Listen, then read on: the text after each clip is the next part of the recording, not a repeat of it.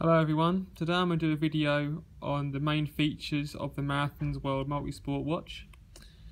So on the side here I'm going to go and turn it on. You have to hold the button for around about 5 seconds. Then it will come on. So as you can see, obviously the main screen at the front will have the time on. There's a battery sign on the top left hand side. There's a little unique feature actually, it tells you sunrise and sunset at the time of the day. So if I just press down, it also shows me the mileage that I've ran or walked over a course of a week or month. Obviously you can set that up so you can keep track of it on the front screen. There's a date underneath that as well. So let's flick over to the main settings of the watch. So you press the middle button here, press that button there, and you can see the 3 settings on the front. So start, setting and history.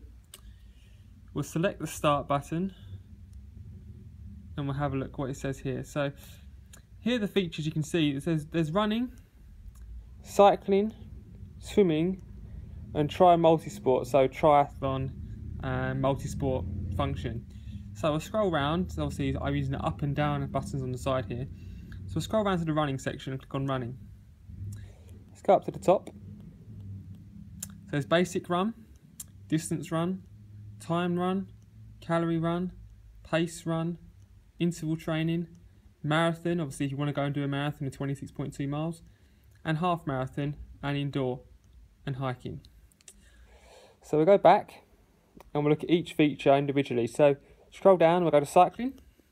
So there's basic training, distance, time training, calories and indoor. We'll go around again to try multi. So on this feature you can actually set up swim, cycling, the running, so swim, bike, run.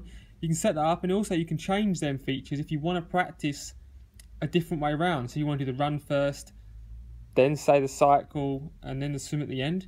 But we'll stick to it as it is at the moment. So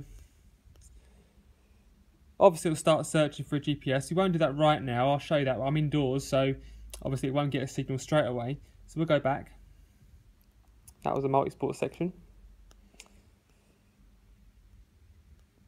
And then we'll flick around again to the swimming section. So in the swimming section, you can select pool 50 metres, pool 25 metres and open water. So it works out a generic, obviously, distance of 50 metres for the pool. And you can press, and it will work out when you've got to that end of that 50 metres, and it will actually press lap, and it can count how many laps you've done up and down a swimming pool indoors on a 50 metre pool or 25 metre pool, and also open water. So nice little features there. So we'll scroll back. Now I've viewed all the settings on the start, we'll go to actual settings section of the watch. I'll click on settings. Auto pause. Now, quite a good feature actually. If many people don't understand what auto pause is, it's when you can run along on a normal run or walk, and if you come up to traffic lights and stop, without having to actually press the stop button, the watch will automatically stop for you.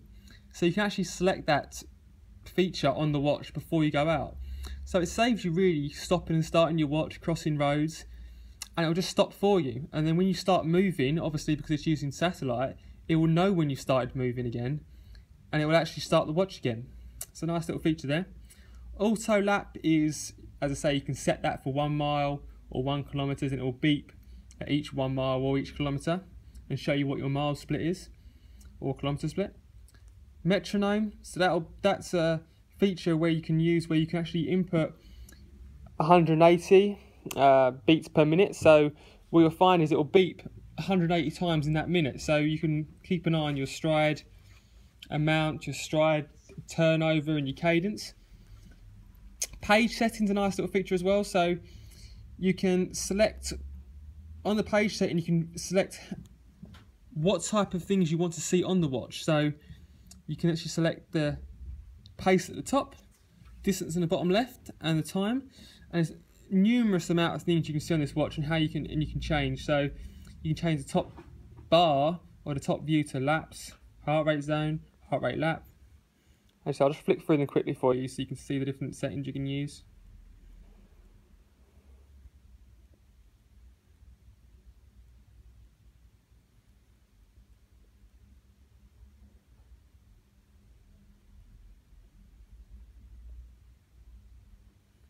So there we go. So obviously all them settings there that I just showed you can actually put in the bottom left hand corner or the bottom right hand corner, and you can select the pages that you want to see as well. So in the amounts, so on page 1 you can have 4 screens, 1 screen, 2, 3 like that, and 4.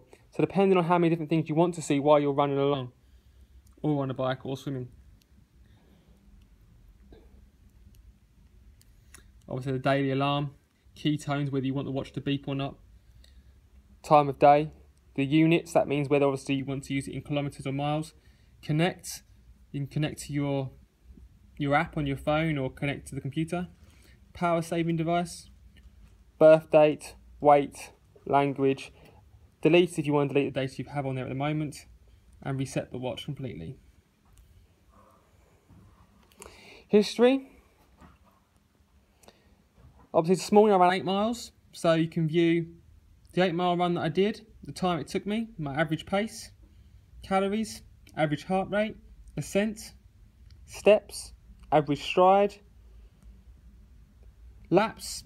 So my first mile was 8:15, and you can view 8:02, 7:48, 7:45, 7:40, 7:42, 7:39, 7:33.